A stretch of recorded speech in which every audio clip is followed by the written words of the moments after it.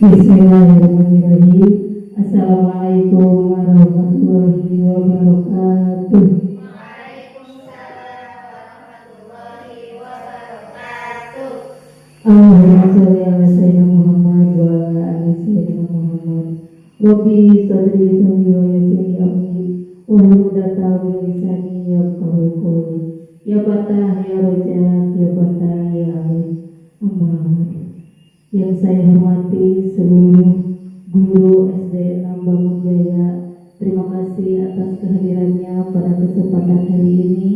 Marilah kita panjatkan puji serta syukur kepada Dat Ilahi Robi yang mana hari ini kita masih diberi kesehatan sehingga bisa melaksanakan aktivitas seperti biasanya.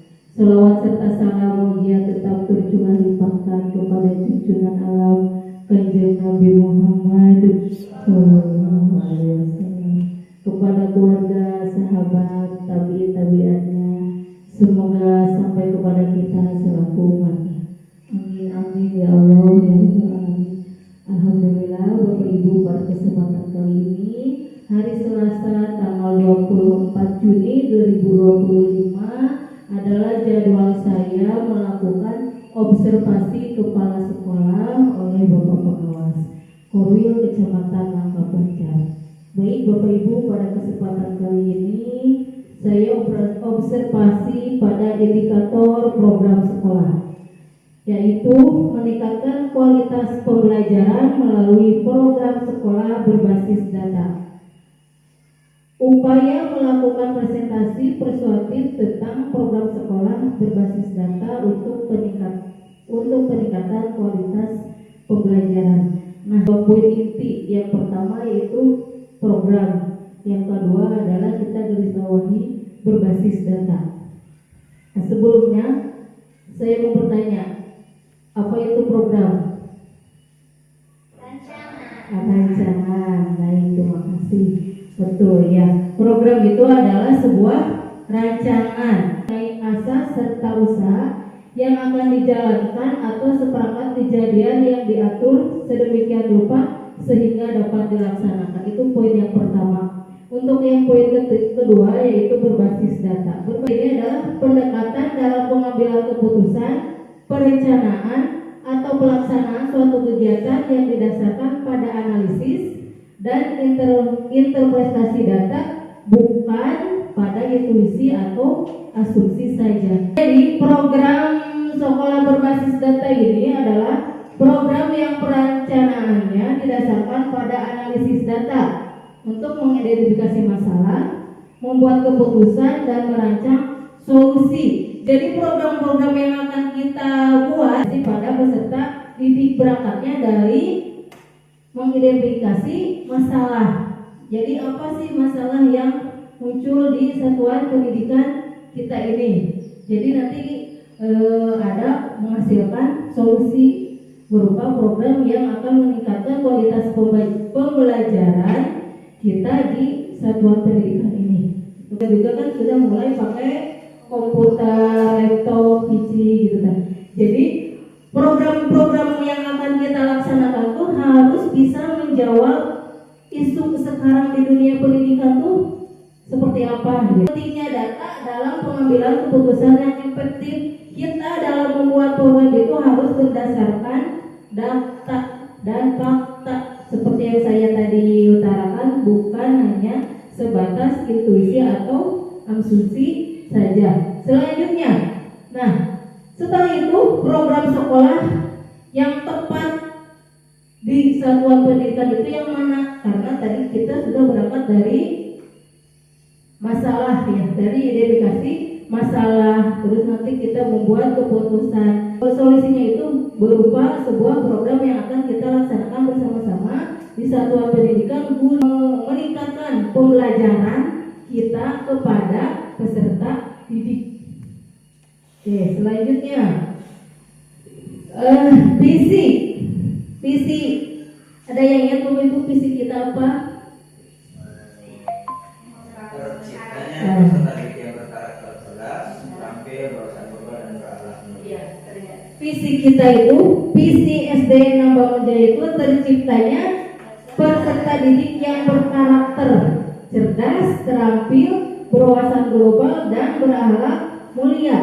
Nah, alhamdulillah ya Bapak Ibu, visi kita itu selaras dengan program pendidikan karakter melesat. Ya, berkarakter. Jadi di zaman kita sekarang itu teknologi yang semakin melesat, teknologi yang semakin sudah tidak bisa dibendung lagi, baik itu berdampak yang berupa positif ataupun yang negatif. Nah, tantangan kita sebagai pendidik itu adalah membangun karakter yang baik kepada anak didik kita. Jadi hal yang utama yang harus ditanamkan kepada peserta didik itu adalah karakter ya Bapak Ibu. Saya titip kita bersama-sama membentuk generasi emas yang berkarakter dan berakhlak mulia serta cerdas, terampil, dan berwawasan global sehingga dia bisa menjalankan kehidupannya dengan bahagia dan menyenangkan serta bertanggung jawab seperti itu. Untuk misi kita akan tercipta dari langkah-langkah misi ini ya. Nanti kita bersama-sama berjuang ke depannya untuk menjalankan misi kita sehingga bisa menghasilkan generasi emas, bukan generasi cemas seperti itu. Ya Bapak Ibu, selanjutnya, nah seperti yang sudah tadi saya katakan bahwa visi kita itu selaras dengan program pendidikan melesat yang dicanangkan oleh Ibu Bupati Kabupaten Pangandaran. Yang pertama yaitu melaksanakan sholat duhur berjamaah di sekolah serta melaksanakan sholat duha. Di hari efektif kita akan melaksanakan sholat duhur dan sholat duha, karena kemarin saya juga mengikuti peluncuran dari program pendidikan karakter melesat di kabupaten ya Bapak Ibu. Jadi ditekankan itu adalah religius dan agamais, yang diutamakan adalah sholat. Jadi kita insya Allah nanti kedepannya akan melaksanakan program-program pendidikan melesat ini guna meningkatkan pembelajaran kita yang terutama adalah karakter dari peserta didik. Selanjutnya, pendidikan sholat dan baca tulis Al-Quran setiap hari Jumat. Setiap hari Jumat nanti kita atau berkolaborasi dengan guru agama ya Pak PAI, bahwa setiap hari Jumat itu harus belajar mengenai sholat dari awal sampai akhir, dari takbiratul ihram, gerakannya, bacaannya, tahmidnya itu harus dicanangkan, dan baca tulis Al-Quran pada setiap hari Jumat. Jadi setiap hari anak didik membawa alat sholat, alat untuk beribadah mukena dan peci serta sarung. Pembelajaran dimulai berdoa, diawali berdoa, setelahnya pembacaan surat pendek bersama ya Bapak Ibu. Seperti itu. Selanjutnya yang keempat, setiap hari Senin melaksanakan upacara pengibaran bendera, dan selama pelaksanaan pengibaran bendera agar menutup akses jalan dan sekitar lingkungan sekolah. Insya Allah ke 1, 2, 3, ke 4 poin ini sudah kita laksanakan ya Bapak Ibu. Jadi tinggal ditingkatkan lagi. Untuk selanjutnya yang kelima, Selasa sampai Sabtu pukul 10 wajib mendengarkan bersama lagu kebangsaan Indonesia Raya dengan sikap sempurna. Alhamdulillah sudah berjalan ya Bapak Ibu. Selanjutnya, pramuka dan ekstrakurikuler dilaksanakan pada hari Jumat dan Sabtu. Selanjutnya, setiap hari Sabtu melaksanakan kerja bakti, membersihkan lingkungan sekolah, dilanjutkan makan siang bersama, dipimpin oleh guru dan kepala sekolah.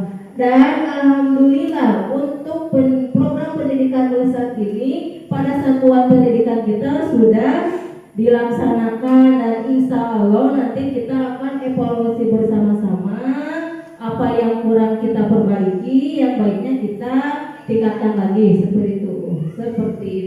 Selanjutnya, nah untuk program-program yang akan dilaksanakan pada satuan pendidikan itu intinya Bapak Ibu ini mencakup ke 7 anak 7 kebiasaan anak Indonesia hebat yang sudah disosialisasikan pada sebelumnya ya Bapak Ibu kepada orang tua. Alhamdulillah sudah berjalan, jurnal sudah, tapi pada pelaksanaannya pasti ada kendala-kendala yang Bapak Ibu hadapi.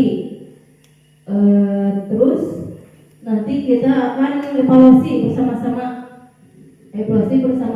mengenai 7 kebiasaan anak Indonesia hebat ini. Bangun pagi, beribadah, berolahraga, makan sehat dan bergizi, gemar belajar, bermasyarakat, dan tidur cepat. Diharapkan program ini 7 kebiasaan anak Indonesia hebat ini adalah bisa menciptakan peserta didik yang berakhlakul karimah serta berkarakter seperti tadi. Nah, selanjutnya yang 7 kebiasaan anak Indonesia hebat ini kita akan sama-sama bekerja sama, bergotong royong, mengevaluasi, merevisi juga catur pusat pendidikan ya, keluarga, sekolah, masyarakat serta media.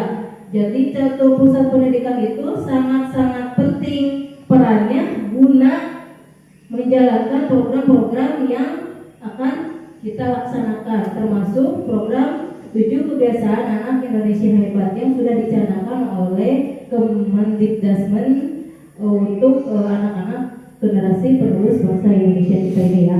Selanjutnya, sekarang itu 8 dimensi profil lulusan yang sebelumnya kita 5 dimensi, sekarang Bapak Ibu sudah berubah menjadi 8 dimensi lulusan profil lulusan peserta didik kita. Yang pertama yaitu keimanan dan ketakwaan terhadap Tuhan Yang Maha Esa.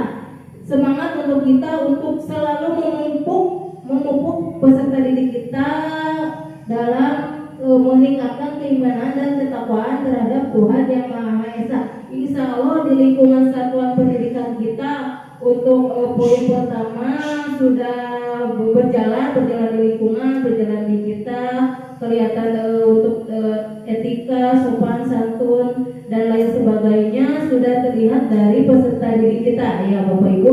Terima kasih atas perjuangannya. Nanti kita akan perbaiki yang kurang ke depannya. Untuk selanjutnya yang kedua yaitu kewarganegaraan. Nah, rasa nasionalisme peserta didik itu harus tetap kita pupuk. Salah satunya tadi dengan program mendengarkan setiap jam 10 mendengarkan lagu kebangsaan Indonesia Raya dengan sikap sempurna dan pelaksanaan upacara bendera. Selanjutnya nanti bisa Ibu sisipkan di pembelajaran pada proses pembelajaran.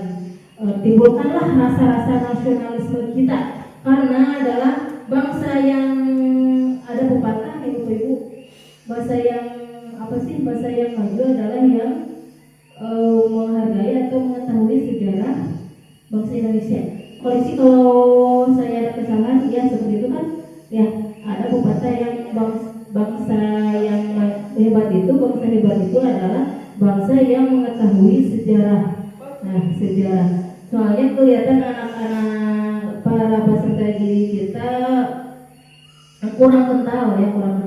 Tapi insya Allah kita akan pupuk rasa nasionalisme untuk peserta didik kita ya Bapak Ibu. Yang ketiga adalah penalaran kritis.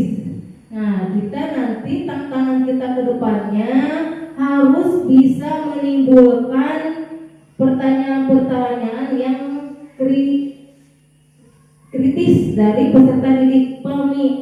Untuk anak peserta didik yang kritis itu silahkan oleh Bapak Ibu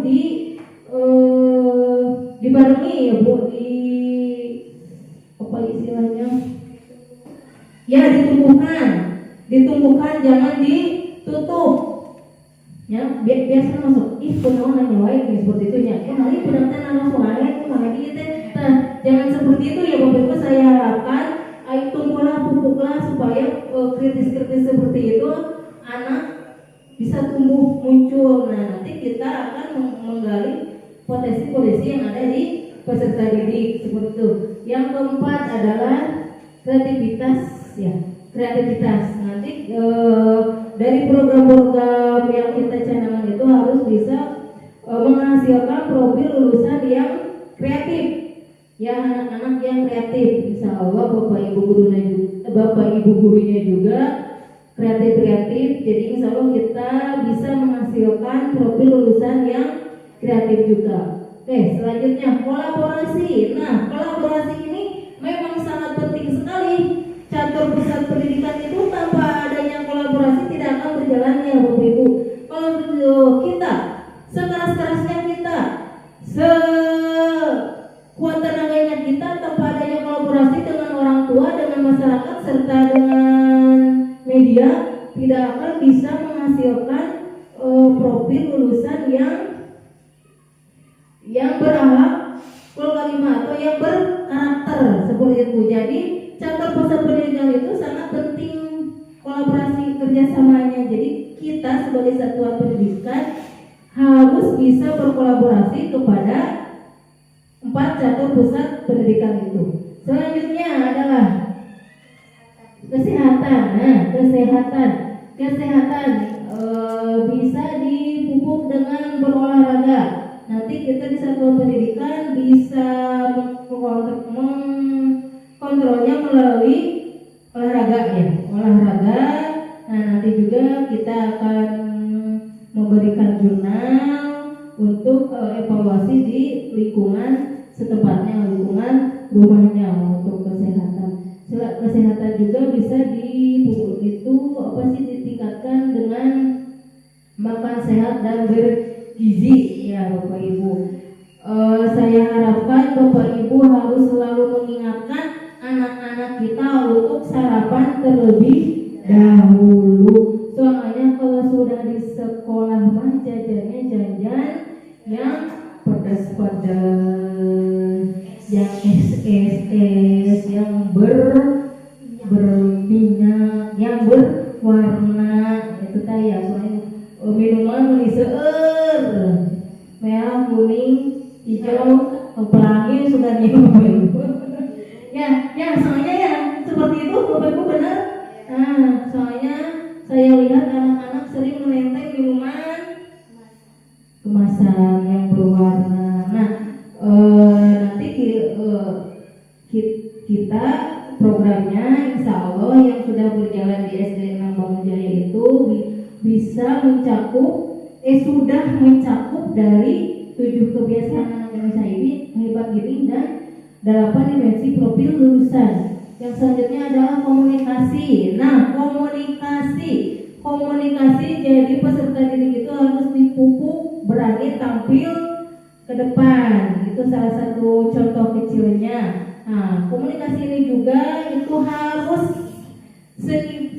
seimbang, romantis lah antara saya dan Bapak Ibu, antara kita satuan pendidikan dengan orang tua. Jadi komunikasi itu adalah kunci dari keharmonisan satuan pendidikan antara personal di sekolah, antara komite dan stakeholder yang lainnya ya Bapak Ibu. Insyaallah kita akan bersama-sama mencapai ini semua. Selanjutnya, nah tadi berbasis data ya Bapak Ibu. Berbasis data itu adalah sebuah perubahan kebiasaan untuk mendorong satuan pendidikan dan dinas pendidikan menyusun kegiatan peningkatan capaian pembelajaran berdasarkan fakta. Saya tekankan lagi, berdasarkan fakta, bukan intuisi atau asumsi saja. Ya, seperti itu. Nah, perencanaan berbasis data ini ada beberapa tahap, ada 4 tahap. Yang pertama yaitu identifikasi, kumpulkan dan maknai data kondisi satuan pendidikan. Nanti kita akan mengumpulkan hal-hal atau permasalahan yang muncul di satuan pendidikan kita. Selanjutnya, refleksi. Nah, setelah dikumpulkan, dimaknai data yang ada, data fakta yang ada, kita akan merefleksikannya. Refleksian itu tetapkan perbaikan prioritas layanan di satuan pendidikan Anda. Selanjutnya yang ketiga adalah benahi. Nah, untuk benahi setelah diidentifikasi dan direfleksi, kita benahi, rencanakan upaya perbaikan layanan pendidikan. Setelah direfleksi permasalahan yang hadir itu, kita akan benahi untuk mencari solusi. Ya, untuk mencari solusi. Nah, ini semua perencanaan berbasis semua ini ada dalam pengawasan sekolah, ya, yang menjadi pendamping dan fasilitator untuk kita adalah Korwil Kecamatan Langkaplancar, seperti itu ya Bapak Ibu. Nanti untuk misalnya ada di tengah jalan dalam perjalanan kita untuk membenahi ini semua ada ketersambungan, kita bisa bertanya kepada yang Bapak pengawas atau Bapak Korwil, seperti itu. Selanjutnya, nah, jadi langkah pertama itu tadi identifikasi ya Bapak Ibu. Nah, identifikasi itu kita ngambilnya pada rapor pendidikan. Ini adalah rapor pendidikan SD 6 Bangun Jaya tahun 2024. Ini diambil hari kemarin, saya mendownloadnya di aplikasi di rapor pendidikan. Nah, rapor pendidikan ini bisa diakses oleh seluruh personal sekolah, bisa diakses oleh saya, Kepala Satuan Pendidikan, dan juga bisa diakses oleh Bapak Ibu menggunakan akun Belajar ID. Ya, jadi misalnya kalau Bapak Ibu membutuhkan laporan pendidikan, bisa langsung di rapor pendidikan menggunakan ya akun masing-masing Bapak Ibu. Kita juga ini diharuskan untuk menelaah apa sih yang kurangnya pada satuan pendidikan ini. Kita harus menelaah apa-apa yang kurang. Nah, di rapor pendidikan itu nanti akan tercantum ini ya Pak, naik turunnya, baiknya sebelah mana. Kemampuan literasi untuk tahun ini kita naik atau turun, nanti akan tampil di rapor pendidikan. Nah, nanti ada juga inspirasi benahi, akar masalahnya ada. Untuk inspirasi benahinya tercantum juga di rapor pendidikan, ya. Kita akan bersama-sama mendalami laporan pendidikan ke depannya. Baik, selanjutnya berdasarkan data yang tadi ya Bapak Ibu, program pendidikan karakter melesat, 7 kebiasaan anak Indonesia hebat, serta 8 dimensi profil lulusan, dan berdasarkan fakta rapor pendidikan. Jadi setelah kita menelaah rapor pendidikan, ternyata tahun ini itu literasi mengalami penurunan, ya. Dalam literasi mengalami penurunan. Nah, literasi itu apa sih Bapak Ibu? Adalah kemampuan dan keterampilan seseorang dalam mengolah dan memahami informasi serta menggunakan pengetahuan tersebut untuk memecahkan masalah dalam kehidupan sehari-hari. Ini tidak hanya terbatas pada kemampuan membaca dan menulis.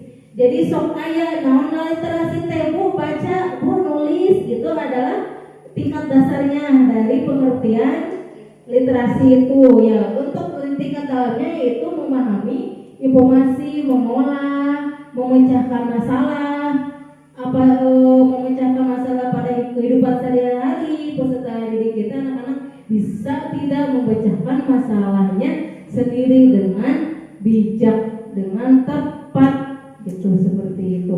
Itu adalah kemampuan literasi. Jadi kemampuan literasi itu tidak hanya terbatas membaca dan menulis saja.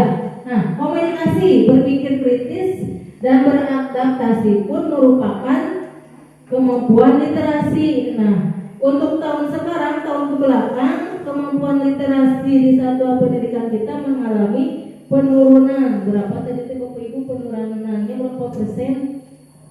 5 dari tahun sebelumnya, 5% ini. Nah, untuk yang lainnya karakter baik, yang lain-lainnya sudah baik ya Bapak Ibu. Jadi kemampuan literasinya turun, ternyata turun, seperti itu. Nah, Tuh kan kepayanya turun 5 dari tahun 2024. Nah, berdasarkan hal-hal yang tadi sudah saya sampaikan, jadi program di satuan pendidikan itu yang pertama gemar, gerakan membaca setiap waktu. Nah, kita nanti di tahun ajaran baru akan melaksanakan salah satunya program ini, gemar, gerakan membaca setiap waktu. Bisa Bapak Ibu sisipkan, selipkan di kebiasaan, di pembiasaan 15 menit itu pasti bisa lah diselipkan dengan membaca. Bisa di pojok baca, terserah Bapak Ibu senyamannya mana. Oke, silahkan kondisikan dengan anak-anak. Sigap. Nah, untuk sigap itu akronimnya adalah siswa gigih dan aktif dalam pembelajaran. Jadi saya harapkan Bapak Ibu tantangannya bisa memunculkan sikap rasa ingin tahu, rasa kritisnya dari peserta didik dengan program nanti sigap ini ya. Selanjutnya adalah gelar, gerakan olahraga teratur. Jadi setiap kita ambil 2 minggu sekali atau 3 minggu sekali. Boleh ya 3 minggu sekali. Mau 3 minggu sekali atau 2 minggu sekali untuk melaksanakan senam Indonesia hebat. Seminggu 2 kali ya. Ya, jadi kita bawa minimalnya saja. Minimal anjuran dari Kemendikbudristek bahwa pelaksanaan senam Indonesia hebat itu dilaksanakannya adalah seminggu 2 kali. Itu. Selanjutnya adalah Baboji. Nah, Baboji ini adalah program yang saya canangkan, program yang dibutuhkan oleh peserta didik untuk guna kesehatan ya, guna untuk tadi kesehatan. Baboji bawa botol minuman dari rumah. Insya Allah kita di setiap kelas sudah ada galon ya Bapak Ibu. Jadi nanti diharapkan setiap hari anak didik bawa tumbler ya atau botol minum. Jadi kalau udah habis bisa diisi ulang. Itu adalah usaha kita guna memperkecil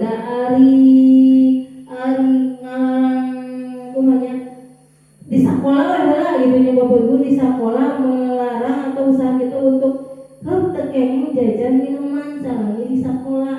Saya mah di bumi oge di mana baik meskipun kepenasaran ibu terkenging jajan minuman anu berwarna. Nah, mudah-mudahan dari langkah-langkah kecil kita itu bisa menghasilkan atau menciptakan kebiasaan-kebiasaan sehingga bisa membentuk karakter dan menghasilkan generasi emas seperti yang dicanangkan oleh Bapak Presiden kita, Astacita, visi misi dan Astacita 8 misi Bapak Presiden Republik kita.